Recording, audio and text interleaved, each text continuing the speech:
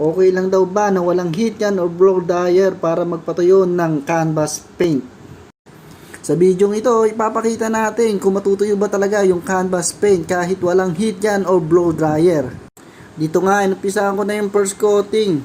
Bali, second coating yung gagawin natin para mas maganda yung kalabasan ng pag-paint natin sa sapatos.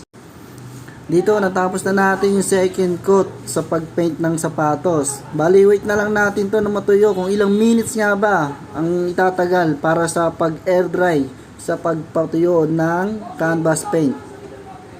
Yun nga, after 5 minutes, susubukan natin kung talagang tuyo na ba talaga yung canvas paint na nilagay natin sa sapatos. Bali, kumuha ko ng magic wipes. Tetesting natin ipahiran to kung talagang hindi nadidikit dito sa magic wipes yung paint na nilagay natin sa sapatos. Ito, tinesting ko na siya. Okay naman, natuyo siya kahit wala siyang heat gun or blow dryer. Pwede siya. Kung hindi ka pa nakapollow sa page namin, baka naman.